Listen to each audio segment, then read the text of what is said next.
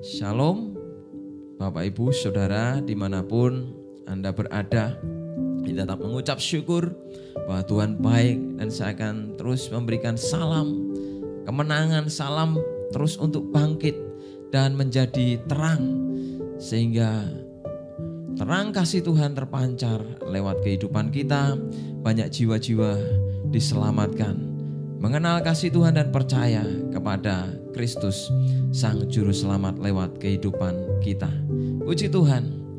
Kembali saudara, kita akan dibawa Tuhan di masa-masa bagaimana Tuhan menampakkan diri kepada murid-muridnya, sehingga selama 40 hari setelah dia bangkit, dia ingin kembali menegaskan kepada murid-muridnya, kepada kita semua, agar kita kembali fokus pada panggilan Tuhan. Kita fokus pada panggilan Tuhan dalam kehidupan kita. Kembali memulai apa yang pernah kita lakukan, tetapi yang dulu mungkin pernah berhenti di tengah jalan. Karena mungkin kita merasa gagal, kita menyerah, kita tidak mampu untuk mengatasi masalah-masalah dan tantangan yang sulit. Atau berhenti karena kita sedang mengalami sakit penyakit. Sehingga apa yang dulu kita lakukan, pelayanan-pelayanan kita lakukan bersama dengan Tuhan, bersama dengan orang-orang yang mengasihi Tuhan, sempat terhenti hari ini. Sehingga untuk memulai kembali saudara, kadang itu kita merasa sulit. Mungkin juga kadang kita sudah lupa karena mungkin tantangan yang kesulitan yang membuat kita akhirnya berhenti atau menyerah. Percayalah saudara bahwa Tuhan selalu memampukan kita. Tuhan tidak pernah meninggalkan kita. Dia selalu membawa kita bergerak untuk bangkit menjadi terang. Sekalipun mungkin saudara hari ini sakit, sekalipun mungkin saudara hari ini kekurangan, sekalipun mungkin hari ini kita merasa tidak memiliki apa-apa, tetapi di titik apapun, di tempat manapun saudara berada, saudara tetap bisa menjadi terang, bisa terus bangkit dan menjadi berkat. Mungkin bukan lewat harta benda kita, mungkin bukan lewat keadaan kita yang mungkin sedang menderita sakit, tetapi lewat perkataan kita, kita bisa tetap menguatkan orang lain. Lewat apa saja yang Tuhan nyatakan dalam hidup kita, kita bisa tetap bangkit dan menjadi terang, sehingga banyak jiwa-jiwa boleh dimenangkan bagi kemuliaan nama Tuhan.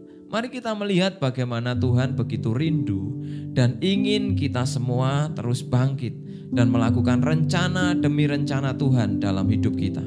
Ya, jangan merasa kita sudah berhasil, jangan kita merasa kita sudah terbiasa pelayanan, tapi terus kemudian kita justru malah mengalami stagnasi di tengah-tengah kita merasa sudah pelayanan. Tuhan ingin kita menjadi berkat dimanapun dan level apapun hari ini yang Tuhan percayakan dalam hidup kita. Mari kita menyadari bahwa Tuhan ingin membawa kita bergerak lebih jauh, lebih dalam, lebih lagi bagi kemuliaan Tuhan. Tuhan selalu ingin mengarahkan kita kembali fokus pada panggilan dan rencananya, seperti yang dialami murid-muridnya di dalam Yohanes pasal 21 ayat yang ke-15 sampai dengan yang ke-17. Saudara, mari kita lihat sama-sama Injil Yohanes 21 ayat 15 sampai 17. Satu perikop sampai dengan pasal 19, dan saya dorong kita semua membaca di satu pasal, di pasal yang ke-21, sehingga kita akan benar-benar mengerti makna dari kitab suci. Ya. Yohanes 21 ayat 15 sampai yang ke-17. Judul perikopnya dalam Alkitab Indonesia terjemahan baru adalah Gembalakanlah domba-dombaku. Sabda Tuhan berkata, sesudah sarapan Tuhan Yesus berkata kepada Simon Petrus, Simon anak Yohanes, apakah engkau mengasihi aku lebih daripada mereka ini? Jawab Petrus kepadanya, benar Tuhan, engkau tahu bahwa aku mengasihi engkau. Kata Tuhan Yesus kepadanya, gembalakanlah domba-dombaku. Kata Tuhan Yesus pula kepadanya untuk kedua kalinya, "Simon anak Yohanes, apakah engkau mengasihi aku?" Jawab Petrus kepadanya, "Benar Tuhan, engkau tahu bahwa aku mengasihi engkau." Kata Tuhan Yesus kepadanya, "Gembalakanlah domba-dombaku." Kata Tuhan Yesus kepadanya untuk ketiga kalinya, "Simon anak Yohanes, apakah engkau mengasihi aku?" Maka sedih hati Petrus karena Tuhan Yesus berkata untuk ketiga kalinya, "Apakah engkau mengasihi aku?" Dan ia berkata kepadanya, "Tuhan, engkau tahu segala sesuatu. Engkau tahu bahwa aku mengasihi engkau." Kata Tuhan Yesus kepadanya, "Gembalakanlah domba-dombaku." Kekasih Tuhan, mungkin ayat ini sudah sering diberitakan dan sering kita baca atau kita dengar. Kalimat di dalam ayat-ayat ini diulang-ulang, saudara. Tetapi mengulang-ulang kalimat dalam firman Tuhan artinya agar kita tidak bosan, agar justru makin mempertegas, makin kita ingat, makin kita mendalam untuk memahami makna dari ayat firman Tuhan. Mari saudara, kita belajar menanggapi amanat Tuhan. Saudara, amanat agung ini sejajar ya dengan amanat agung yang jelas dan lebih sering kita dengar dalam Matius pasal 28 ya, ayat yang ke-19 dan 20, untuk pergi menjadikan semua bangsa murid Tuhan, membaptis mereka dalam nama Bapa, Putra dan Roh Kudus, dan mengajar mereka segala sesuatu yang diperintahkan Tuhan. Saudaraku yang dikasihi Tuhan, ayat ini di dalam Injil Yohanes khususnya pasal 21 ayat 15 sampai 17, Tuhan menghendaki saudara kita fokus kepada panggilan Tuhan dalam hidup kita. Tuhan mencari murid-muridnya yang sudah tercerai-berai entah kemana, yang kembali kepada kehidupan mereka. Tuhan mencari mereka satu demi satu. Tuhan menemui mereka satu demi satu, kelompok demi kelompok, sehingga Tuhan bertemu mereka dengan tujuan dan maksud. Bukan hanya sekedar menguatkan mereka, bukan hanya sekedar memulihkan mereka, tetapi untuk memberikan mandat kasih yang sesungguhnya, yaitu mengasihi dan menggembalakan domba-domba Tuhan. Memberitakan Injil, membaptis, mengajar adalah bagian yang sama, sekalipun secara tulisan berbeda. Mari kita memahami maknanya sehingga dimanapun kita berada, apapun yang sudah kita capai, baik karir, dalam pendidikan, dalam pekerjaan, dalam usaha, dalam pelayanan, kita kembali fokus kepada panggilan Tuhan. Apa yang dulu saudara tinggalkan, saudara, Tuhan ingin saudara kembali untuk melayani dan membawa orang-orang di sekitar saudara makin mengenal Tuhan, kasih Tuhan dan rencana Tuhan dalam kehidupan banyak orang. Mari yang pertama saudara, Tuhan rindu agar kita Tuhan itu berdaulat atau berkuasa atas seluruh kehidupan kita. Bukan sebagian, bukan 50%, tapi 100% hidup kita Tuhan berdaulat, Tuhan berkuasa, Tuhan mengendalikan penuh. Sekalipun kita sebagai makhluk yang punya kehendak bebas, tapi Tuhan mengendalikan hidup kita dengan cara-caranya. Kita mau menyerahkan kepada kehendak Tuhan atau kita tidak mau, itu pilihan kita. Tetapi mari kita menyadari dan kita mau tunduk untuk percaya dan melakukan bahwa Tuhan berdaulat, berkuasa atas hidup kita. Perhatikan ayat yang ke-17 saudara. 3 ayat ini berulang-ulang saudara, dari 15, 16, 17 saudara. Ya, apa engkau mengasihi aku, saudara? Gembalakanlah domba-dombaku, ya saudara. Dan ada kata juga engkau tahu, saudara. Itu juga diulang-ulang 3 kali, saudara. Di ayat yang 17, saudara, ada kata yang diulang juga, tetapi ada sedikit perbedaan. Ya, Simon menjawab, saudara, Tuhan, Engkau tahu segala sesuatu. Engkau tahu bahwa aku mengasihi Engkau. Kalau di ayat 15 dan 16 Petrus hanya berkata, Engkau tahu bahwa aku mengasihi Engkau. Tapi ayat 17, Tuhan, Engkau tahu segala sesuatu. Engkau tahu bahwa aku mengasihi Engkau. Saudara, Petrus awalnya hanya berkata, Engkau tahu, Engkau tahu, Engkau tahu, Engkau tahu. Tetapi akhirnya dia berkata, Engkau tahu, tapi Engkau juga mengenal. Saudara, mari kita belajar untuk percaya Tuhan berdaulat dan berkuasa. Karena Tuhan bukan hanya tahu kita, tapi Tuhan mengenal kita. Saudara, kata tahu ditulis dari kata, ya saudara, eido. Saudara, yang artinya adalah melihat dengan mata batin, atau mengetahui dari sisi persepsi saudara yang namanya mental, atau yang dari dalam, atau dapat diterjemahkan juga melihat dari dalam pengetahuan, mengetahui bahkan dari maksud, tujuan atau cara berpikir orang. Jadi eido ini mengetahui, dia benar-benar mengerti dan mengetahui bahkan dari yang tersembunyi itu diketahui oleh Tuhan.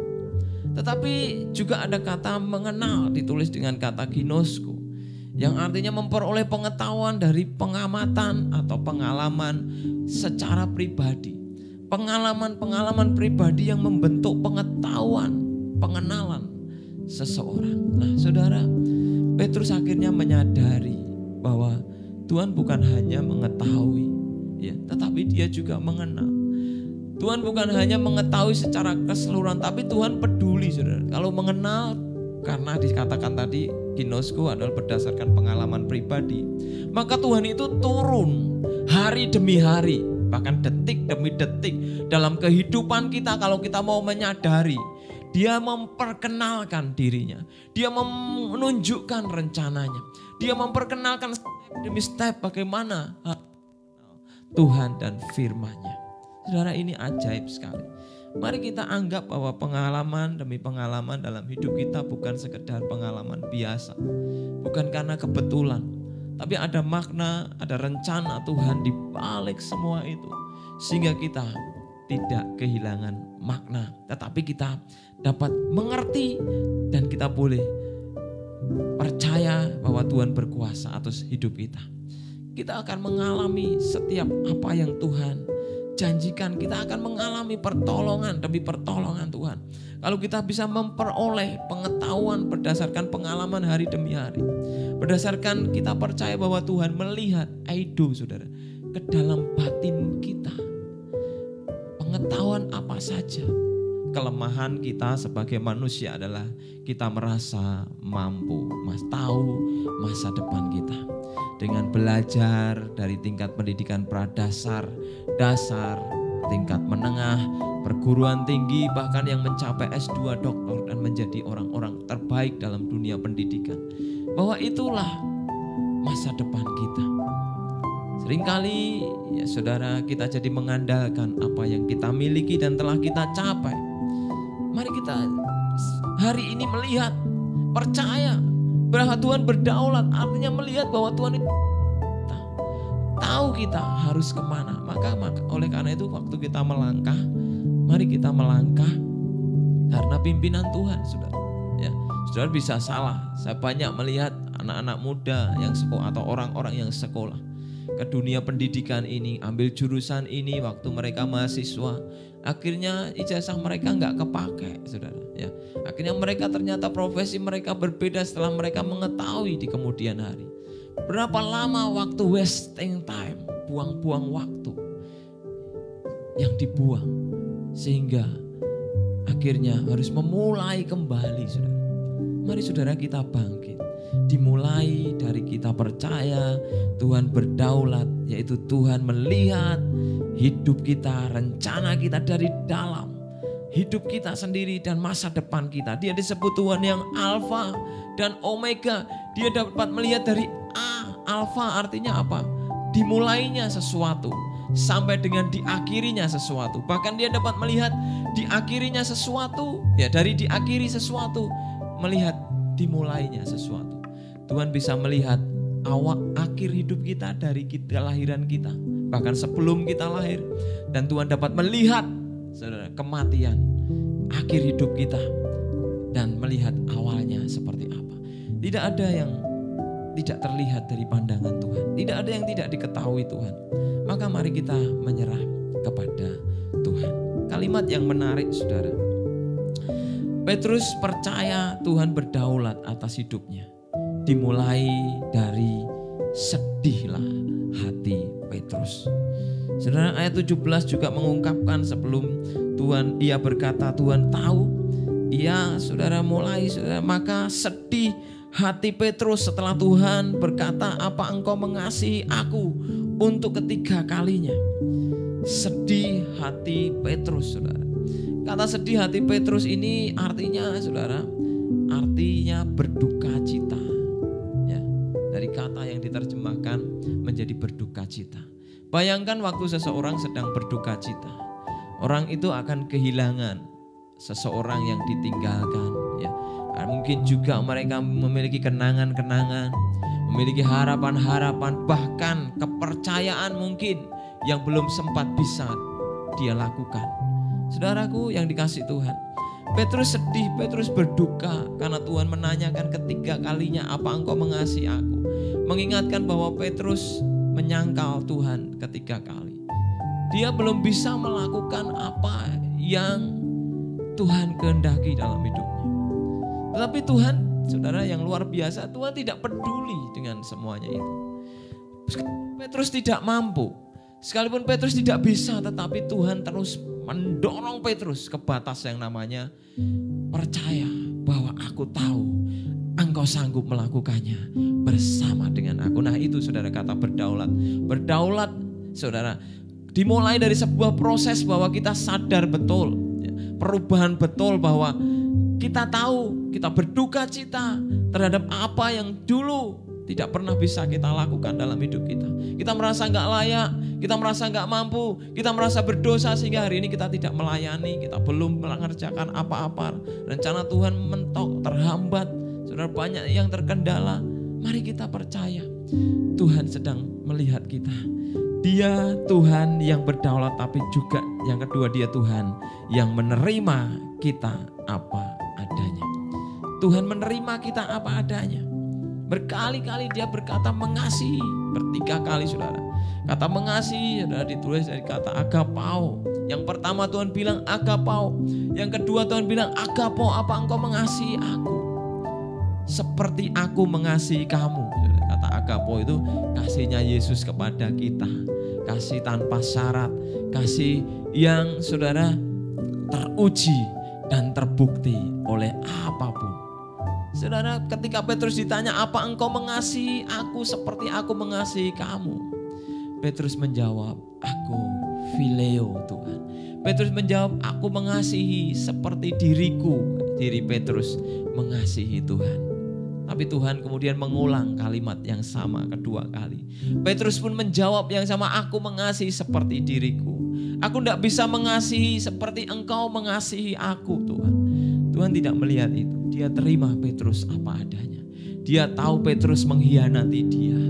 Menyakitkan sekali kalau kita dihianati oleh seseorang. Dihianati dalam pekerjaan. Dihianati dalam hubungan berumah tangga. Dihianati dalam hubungan pacaran. Dihianati dalam pelayanan. Di pengkhianatan itu selalu menyakitkan, saudara.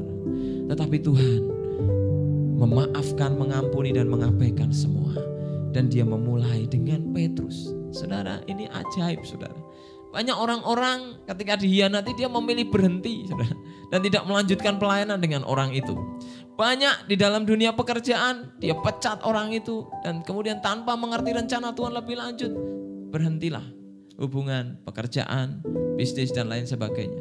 Memang melakukan prinsip-prinsip yang baik, hikmat-hikmat yang baik, itu juga baik untuk menjalin hubungan. Tapi mari kita tahu apa rencana Tuhan, apa yang Tuhan nyatakan untuk kehidupan kita. Sehingga saudara, kita dapat mengampuni dan menerima orang apa adanya. Seperti Tuhan menerima kita, menerima Petrus apa adanya. Nah, saya kembali saudara. Di pernyataan Tuhan diulang ketiga kali dengan dia berkata bukan lagi apa engkau agapau. Setelah 2 kali berkata agapau, dia berkata apa engkau phileo. Yang artinya apa engkau mengasihi aku seperti aku mengasihi kamu dalam sisi Yesus sebagai manusia. Ingat saudara, Yesus Tuhan kita adalah 100% Allah, tapi dia 100% manusia. 100% Allah, dia berkata apa engkau agape kepada aku. Ketika dia berkata apa engkau phileo kepada aku, 100% manusianya dikerjakan, dinyatakan kepada Petrus dan kita semua. Maka mari kita melihat Tuhan menerima kita. Lalu kita belum bisa mengasihi, Tuhan aku masih berdosa, Tuhan aku masih penuh kesalahan, Tuhan aku tidak layak. Jangan ada di lingkaran itu terus. Lingkaran ketidak layak, berdosa. Ambil pilihan, cepat bangkit, cepat datang kepada Tuhan, kembali bertobat, minta Tuhan pulihkan dan melangkah ke dalam rencana Tuhan. Saudara, waktu ini adalah kesempatan. Manusia dibatasi dengan waktunya Tuhan dalam usia masing-masing. Ada yang sampai lanjut usia, ada juga yang muda sudah dipanggil Tuhan. Jangan abaikan, jangan sia-siakan kesempatan dalam hidup ini. Ayo bangkit, ayo bergerak.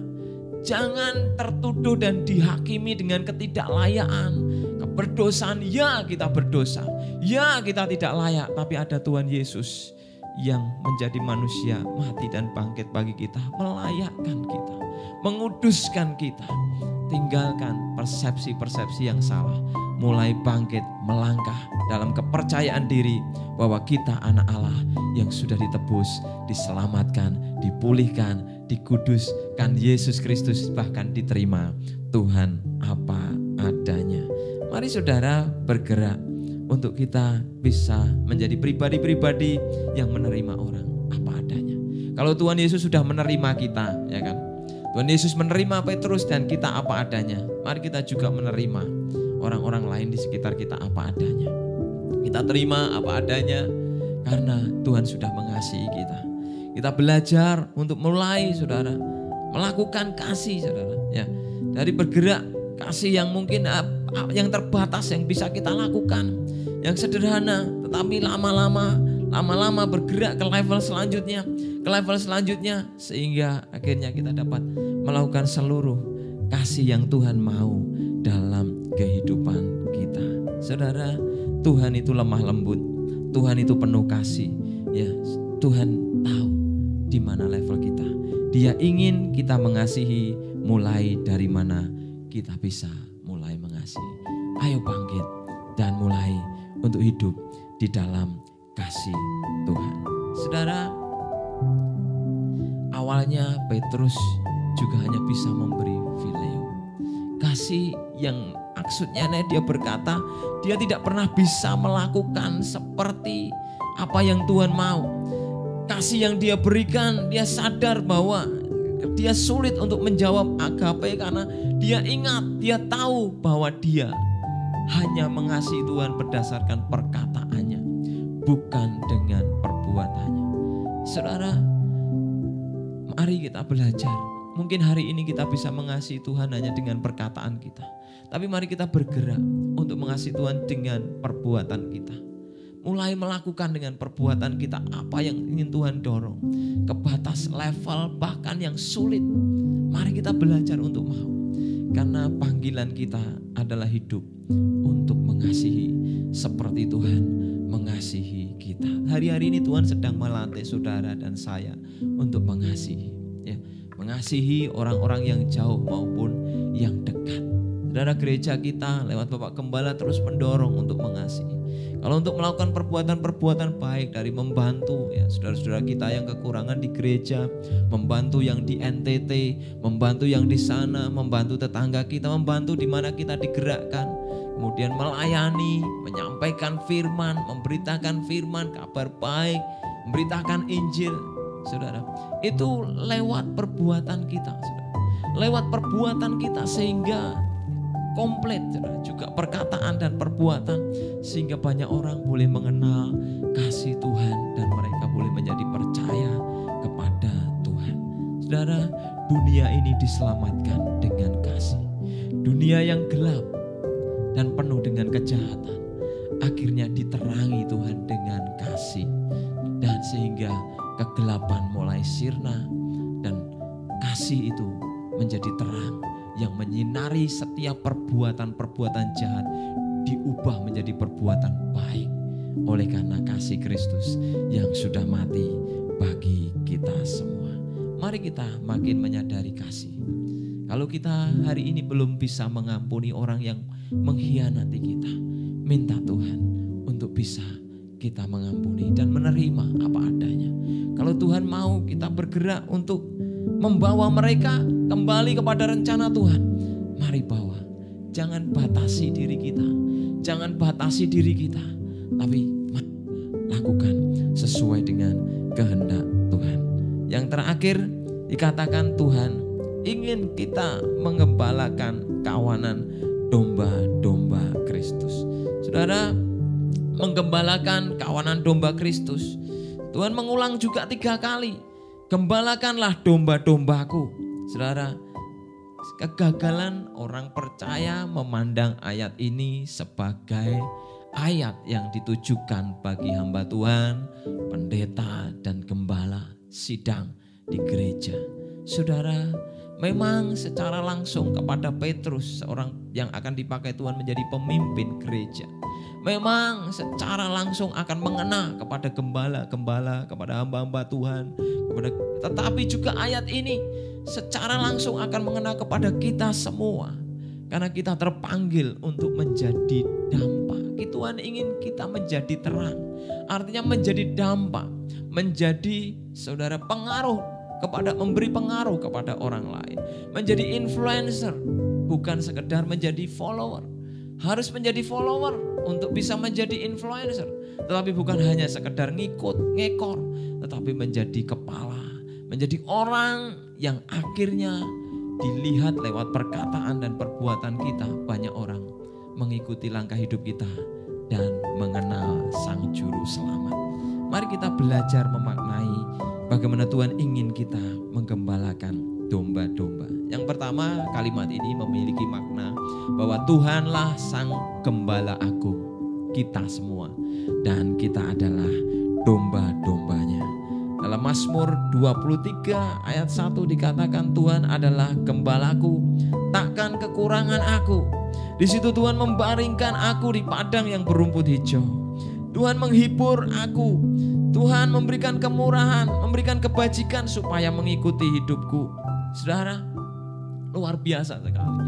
Gembala Agung kita tidak pernah meninggalkan kita. Tidak pernah meninggalkan kita. Dia punya gada tongkat yang melindungi. Dia menghibur kita. Dia menolong kita tepat pada waktunya. Sang Gembala Agung memelihara hidup dan jiwa kita. Kekasih Tuhan, menarik sekali bahwa ketika Tuhan menggembalakan kita, saudara, pengembalaan Tuhan ini, saudara, kemudian Tuhan memberikan inspirasi kepada pemazmur, saudara, dan kehidupan Daud, saudara, menjadi salah satu contoh bagaimana dia bisa menggembalakan umat Tuhan, karena dia melihat Tuhan adalah Sang Penggembala Agungnya. Saudara, dalam satu cerita, kalau saudara melihat dalam 1 Samuel, ya saudara, di 1 Samuel ayat 22, saudara, bagaimana Daud sampai di Gua Adulam, saudara. Dalam perjalanan sebelumnya dia dikejar-kejar Saul. Dia tahu bahwa Saul benar-benar ingin membunuhnya. Dari apa? Dari afirmasi Yonatan, anak Saul. Yonatan tahu bahwa Daud akan dibunuh oleh Saul. Awalnya dia gak percaya, tapi akhirnya Yonatan memberi konfirmasi, dan mulai hari itu Daud pergi. Dia pergi ke Nob, sudah dikatakan di dalam 1 Samuel 21. Kemudian dia pindah ke Gad, saudara. Di Gad rupa-rupanya dia berpura-pura menjadi orang gila. Saudara. Dia salah langkah, saudara. Kalau saya membaca, kadang dalam kehidupan manusia ditunjukkan dia salah langkah dan harus menjadi berpura-pura gila. Saudara, tapi Tuhan itu baik. Dia menggiring Daud, dia memimpin Daud agar jiwanya tidak binasa. Dia yang ada di Gat yang hampir celaka, bahkan berpura-pura seperti orang gila. Lupa ingatan, etok-etoke. Tetapi Tuhan giring dia kembali itu menuju Gua Adulam. Kenapa, saudara? Menarik sekali. Dikatakan di ayat pertama, lalu Daud pergi dari sana, dari Gat, dan melarikan diri ke Gua Adulam. Ketika saudara-saudaranya dan seluruh keluarganya mendengar hal itu, pergilah mereka ke sana mendapatkan dia. Berhimpunlah juga kepadanya setiap orang yang dalam kesukaran, setiap orang yang dikejar-kejar tukang piutang, setiap orang yang sakit hati, maka ia menjadi pemimpin atau gembala mereka. Bersama-sama dengan dia ada kira-kira 400 orang. Saudara, yang menarik adalah Tuhan selalu membawa Daud kepada satu titik di mana dia harus memulai. Kamu akan menjadi gembala. Harus menyerahkan hidupmu kepada Sang Penggembala Agung. Jalan Tuhan, rencana Tuhanlah yang akan terjadi dalam hidup kita. Seperti Daud, saudara, di Gua Adulam awalnya ngapain? Hanya bersembunyi. Tapi di situ Tuhan mempertemukan dia dengan bapak ibunya, dengan saudara-saudaranya, dan dengan 400 orang yang penuh dengan sakit hati, dendam, tidak ada kasih di dalam dirinya, banyak berbuat kejahatan, masuk ke situ agar Daud menjadi pemimpin mereka. Saudara, Daud awalnya menggembalakan prajurit karena dia salah seorang panglima Saul. Kemudian Tuhan bawa dia bergerak ke dalam hal yang sulit di mana dia harus menggembalakan orang-orang yang hidupnya berbuat jahat. Saudara, hanya untuk satu tujuan, bahwa agar tahu bahwa gembala yang sesungguhnya adalah Tuhan Yesus Kristus. Kalau kita dipakai Tuhan hari ini menggembalakan orang yang sulit, anak kita mungkin sulit diajar, sulit dikasih tahu, siswa-siswa Bapak Ibu Saudara mungkin sulit diajar, murid-muridmu bandel ngeyel, ataupun ada anak buah saudara dalam pekerjaan ngeyel, bandel, dan susah diatur. Dalam pelayanan juga sama. Saudara, ingin mengingatkan bahwa Tuhanlah Penggembala Agung kita semua, dan kita juga sama-sama domba. Ingin bahwa Tuhan memulai bahwa di tempat yang sulit, di tempat melayani orang-orang yang sulit, itulah Tuhan ingin membentuk karakter kita sebagai gembala, karakter kita sebagai pemimpin yang akan membawa jiwa-jiwa mengerti dan menggenapi rencana Tuhan. Maka yang kedua adalah, yang pertama tadi pemikiran bahwa Tuhan adalah gembala agung kita, tapi yang kedua adalah kita adalah gembala yang diutus oleh Tuhan. Diutus kemana, saudara? Diutus ke komunitas di mana kita ada. Diutus di mana hari ini kita ditempatkan. Mungkin berbicara tentang pekerjaan saudara, berbicara tentang studi saudara, berbicara tentang pelayanan saudara, komsel di mana saudara hari ini ada, dan mungkin statusnya sebagai ketua komsel, tetapi komsel mungkin beku, mengalami stagnasi. Saudara, ini panggilan Tuhan dalam kehidupan kita. Mari bergerak, mari bangkit, sehingga kita kembali melakukan apa yang Tuhan mau dalam hidup kita. Saudara, di dalam kitab Nabi Yeremia, saudara, pasal 3 ayat 15 dikatakan, firman Tuhan, aku akan mengangkat bagimu gembala-gembala yang sesuai dengan hatiku. Mereka akan menggembalakan kamu dengan pengetahuan dan pengertian. Saudara, Tuhan akan membuat atau mengangkat gembala-gembala yang sesuai hati Tuhan. Karena gembala-gembala pada zaman itu, gembala-gembala yang hidup menurut kehendaknya, bukan kehendak Tuhan. Gembala-gembala yang menganggap dirinya gembala agung, bukan Tuhan gembala agung. Kalau kita menganggap Tuhan gembala agung, maka kita pasti akan melakukan kehendak dan firman-Nya. Hari ini panggilan saudara, Tuhan memanggil gembala-gembala yang sesuai dengan hati Tuhan untuk menggembalakan umat Tuhan komunitas-komunitas, keluarga-keluarga, pelayanan-pelayanan dengan yang namanya pengetahuan dan pengertian dengan firman Tuhan. Ya, maka di dalam Matius 28 Saudara, ayat 20 dikatakan, ajarlah mereka melakukan apa yang pernah aku ajarkan kepada kamu. Saudara, Tuhan ingin saudara kita mengajar. Kita terima firman Tuhan di gereja, ya. Bahan sharing komsel juga ada, dicetak terus saudara. Masa cuma dilihatin ya kan. Ayo kita bergerak. PKS bangkit. Kembali kemakan firman. Kemakan kehendak Tuhan. Kemakan ajaran Tuhan. Kemenakan hidup untuk meneladani Kristus sehingga banyak orang akhirnya boleh percaya, boleh diubah hidupnya, dipakai Tuhan, dan semakin orang boleh mengenal Yesus Tuhan. Haleluya. Kiranya Tuhan memberkati kita semua. Haleluya.